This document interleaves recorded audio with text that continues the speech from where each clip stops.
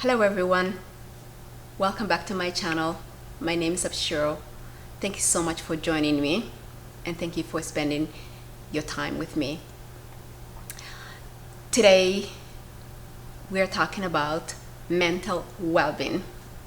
I know that's not an easy subject, but it's an essential part of our life. Staying healthy mentally and physically is such an important thing. And as a mother, I find that is an area that I struggle with. And I think that's not unique to me. I'm sure that is with everyone. That is whether you're a child or an adult, it's an area that we struggle with. There's so much in our surrounding that creates anxiety, whether it's like social media, whether it's balancing work life, whether it's school, whether it's just like a traumatic experience that you go through. We have all been at some point touched by either anxiety or depression, and that is not an easy subject, but it's an important one. It's one that I definitely do feel that I need to address that.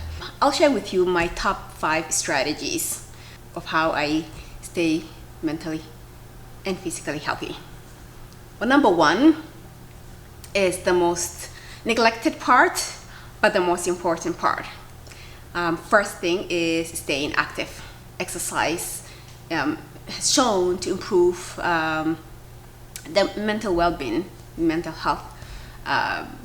Obviously, I'm not a professional. This is just how I deal with. But it is the reality is that exercise does help mental well-being. So I work out at home. I work out 5 days a week in the comfort of my home. Nothing crazy, nothing fancy. 30 minutes is all it takes. So that's how we do. 30 minutes, 5 days a week, Monday to Friday. I have a little bit of equipment, a little bit of setup, no money wasted. I mean, if you want to go to gym, that's fine. But I don't think, by the time you take your bag, you get in the car, you get to the gym, you change, there it is, an hour lost. So for me, I wake up every morning before my kids are up, put 30 minutes of exercise, and that gets me. Some mornings I don't get to do that. I go drop my son off, I come back, my daughter is playing right beside me while I exercise. That is actually promoting a healthy lifestyle. Your child can run around while you exercise and remain healthy. So for me, that's it. Exercise is number 1. And number 2, I don't think this is actually kind of conventional, but I do this once a month. I normally would go either to an acupuncture or massage therapy, and that actually does wonders. It's not only the service that you're getting, but the connection that you're building with your therapist. That releases stress and promotes a better mental well-being. So it's only once a month. You choose either an acupuncture or massage therapy, and that releases your stress. You leave the place feeling amazing. So 1 is staying active, 2 is acupuncture or massage therapist. I combine those together because I don't have the time to do both in 1 month, but I choose 1 month I do acupuncture, 1 month I do massage therapy. It's not as scary as you think. Don't let the needle scare you. Yeah. And number 3 is, and the third one is actually it's one that is really close to me, and the one that I struggle with to keep up, but I try my best, and that is staying connected. And I say staying connected within your circle of friends, staying connected within your community, staying connected to people that are like-minded, going for a coffee, Yeah, so basically staying connected with my friends, my cousins. It's Studies have shown that the more you seclude yourself, and the loneliness that comes with that is not good for the mental well-being, and that can increase the level of anxiety or level of loneliness, and loneliness is not good. We are meant to be, as human beings, connected. From the time you're born, you get that skin to skin contact. So yes, staying connected with your friends, your colleagues, your community is important. And for me, I do try my best to call my friends and my family. So yeah, so staying connected is number 3. And the 4th option is many people are afraid of, therapy. Let me tell you this, therapy is not as scary as it sounds. It's really good. That getting therapy is not something embarrassing. It's not scary. It's inviting.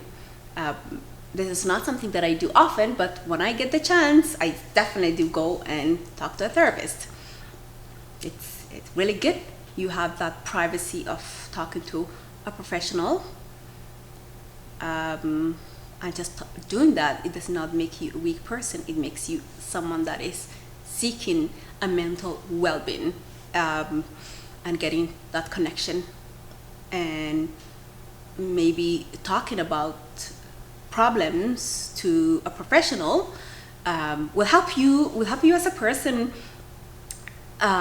reach a conclusion to a problem you're having, or a situation you're in. Someone that is away from your circle of friends. Confidentiality is the one thing that we all worry about, and that is protected. So yes, seeing a therapist is very important. Take that. And the last is nature. For me, I never feel this part to be difficult. This is where I feel that my nomadic senses comes up. I feel connected to nature. I like to go for hikes. I've shared that with my previous video. And yes, discovering nature is the most important thing that I have discovered since moving to Edmonton. And Edmonton offers varieties of trails. So the whole idea of basically going into nature, hiking, connecting with nature, taking that breather from the daily grinds, has always put an ease into my mental well-being. It's a time to reflect. Normally, when you're outside with nature, it reminds me of my childhood, growing up in the wilderness and just going outside and following the goats. And I know people don't talk about that, but yes, it's like the moment you're outside, it's like your brain just lets up. For me, I have a light in my brain that says that this is it. This is where you're meant to be. This is your life. You are meant to be outside. Just the freshness that comes, the calmness that comes. There are no words to describe how I feel at that moment. Like, no words to describe. I incorporate at least once a week of alone time. If it's half an hour or 45 minutes, wherever time allows me, I try my best to just go for a hike, just basically alone time. At times, definitely I do take my kids, just wrap one and the other one walks. It's the whole idea of just basically allowing them also to discover nature, to play with the twigs, to touch the soil, to smell the trees, and that itself is a calming it just gives you the smell of two countries, you know, the smell of just basically being here in Edmonton, Canada, and been in Somalia, and been as a child, and just basically just, you know, when there was like when there were no challenges as a person, because you are a child and all you see is just like the beauty that nature offers you, but you're not there yet to appreciate that because you don't really know what that beauty is.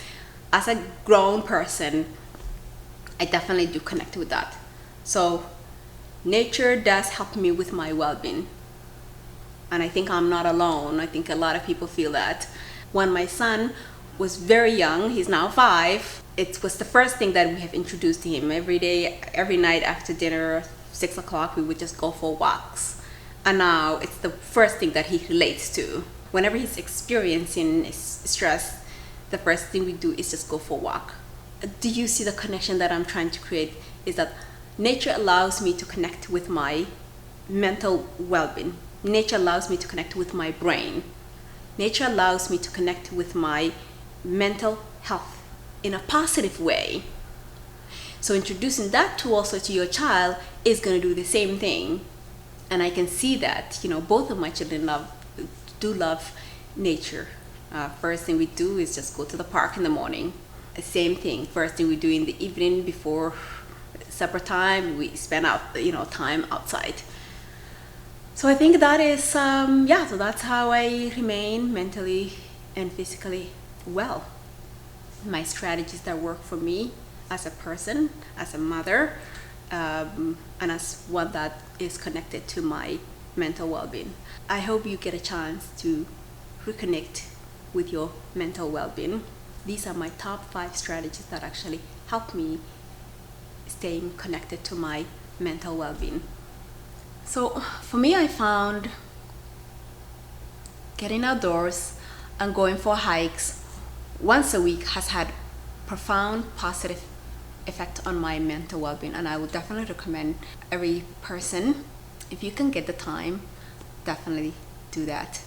It doesn't have to be a long time. It can be 10 minutes or 30 minutes hike. That will do you wonders, I tell you that. So yes, we are human beings. We need strategies. We need to say, let's write down what works for you. I would like to hear what works for you as a person. Please share with me. Is it your book club?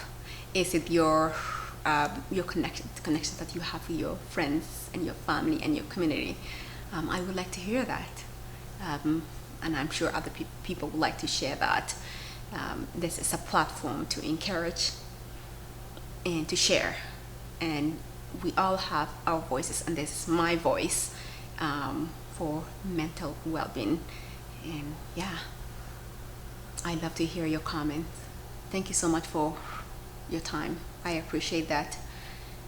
And if you like my channel, please subscribe, hit the like button, and share with your friends and family.